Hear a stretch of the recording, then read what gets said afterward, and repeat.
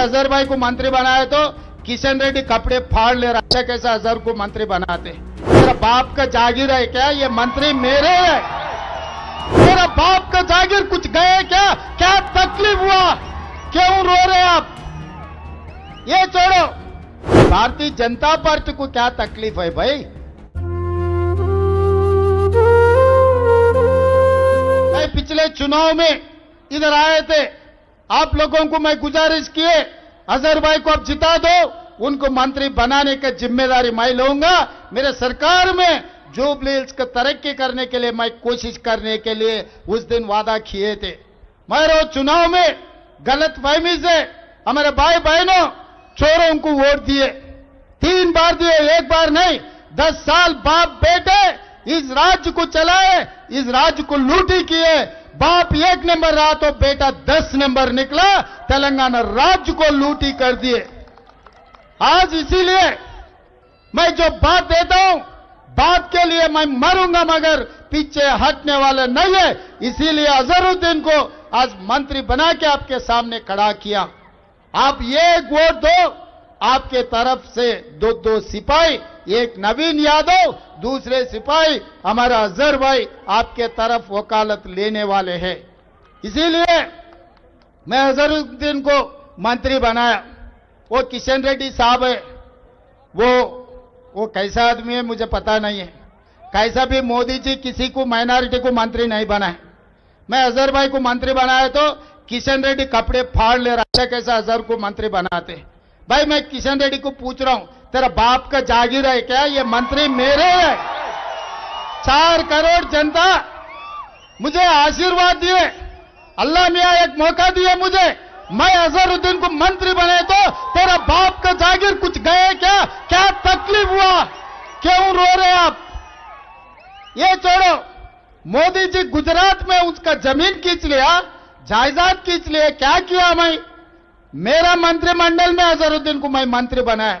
Bharatiya Janata party को क्या तकलीफ है भाई? कैसे भी 1 वोट भी आपको मिलने वाले नहीं है हमारे माइनॉरिटी भाइयों का। फिर किसको जाना है वो वोट? क्या सोच रहे हैं लोग?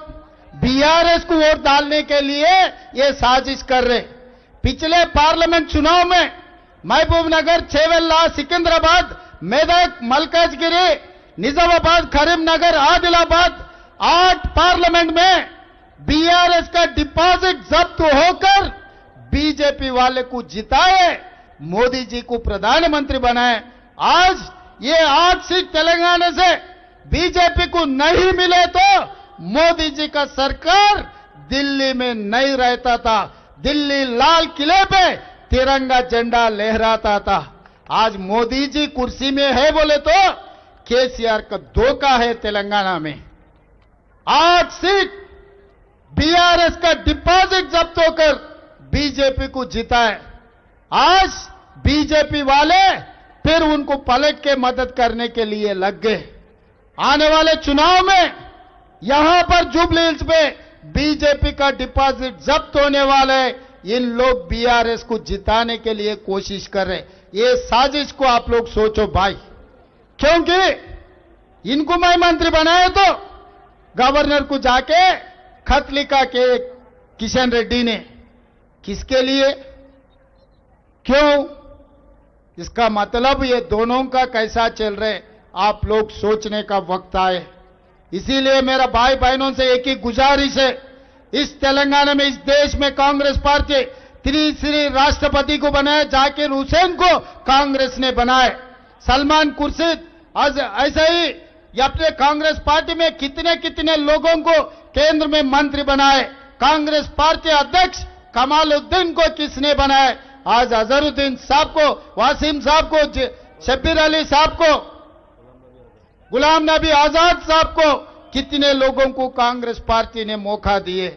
जब जब कांग्रेस पार्टी सरकार चलाए तो बराबर माइनॉरिटियों का हिस्सा माइनॉरिटी घरों को हम भिजाए।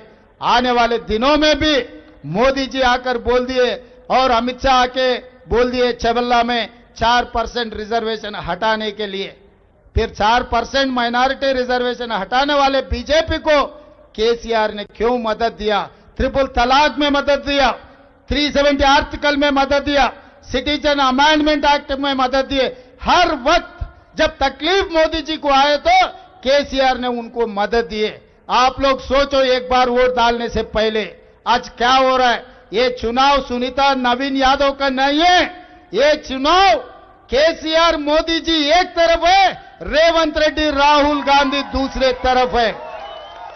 आप लोग तय कर लो, अब मोदी जी केसीआर के साथ में जाने वाले हैं, नहीं तो राहुल गांधी इस देश के लिए जो कुर्बानी किए, महात्मा गांधी शहीद हुए, इंदिरा जी शहीद हुए, राजीव गांधी जी शहीद हुए। आज के तारीख में कन्याकुमारी से लेकर कश्मीर तक 150 दिन 4000 किलोमीटर जो ये आम जनता के लिए पाद यात्रा किए, राहुल गांधी जी के साथ रहते, नहीं तो केसीआर धोखेबाज के साथ रहते। आप लोग सोच लो भाई, ये मेरा जिम्मेदारी है आप लोगों को याद दिलाने का, याद करने के बाद फैसला करने का जिम्मेदारी आप लोगों का है।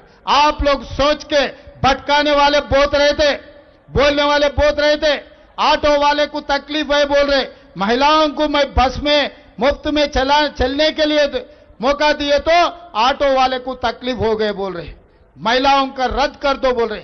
भाई ऑटो वालों को बचाने का जिम्मेदारी मेरी है।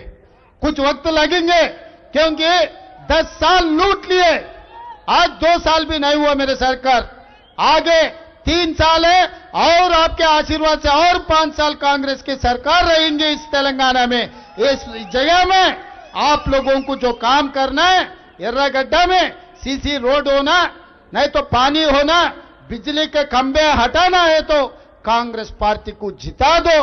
आप एक वोट दो, 2 सिपाहियों को मैं दे रहा हूं, एक नवीन यादव एमएलए बन के आपके सिपाही बनेगा, दूसरे हमारे अजहर भाई मंत्री होके आपके सेवा करने के लिए इस गली गली में घूमेगा।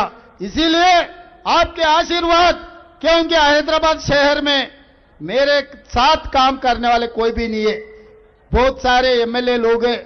कल श्रीनिवास यादव साहब भी कुछ बयान दे रहे थे, आज हम ये करेंगे वो करेंगे। श्रीनिवास यादव साहब 10 साल आप मंत्री थे, क्या क्या किया सबको पता है, कौन सी गली में कब्जा कर लिया सब कुछ सबको पता है, मैं बोलने का जरूरी नहीं है। इसीलिए ये हैदराबाद शहर में आप मदद करो। मैं जीतने के बाद असदुद्दीन ओवैसी, अकबरुद्दीन ओवैसी मुझे मिले, साहब आप मुख्यमंत्री बन गए, हमारा ओल्ड सिटी तरक्की करो। आज मेट्रो रेल ओल्ड सिटी में मैं दिया, ओल्ड सिटी में पानी को मैं दिया, फ्लाईओवर आरामगढ़ के ब्रिज मैं बना, रोड मैं बना, करंट बिजली मैं दिया। आज जितने भी मांगे एमआईएम पार्टी ओल्ड सिटी में मैं पैसे दिया। चुनाव के समय पर मैं राजनीति करूंगा, चुनाव खत्म होते ही मैं लोगों के लिए, लोग भला के लिए मैं काम करने वाला हूं। 20 महीने में कोई बीआरएस वाला आके कुछ मांगा क्या?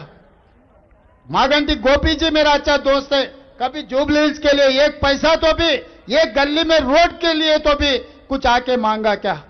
जब कुछ भी नहीं मांगे तो मिलेंगे कैसे?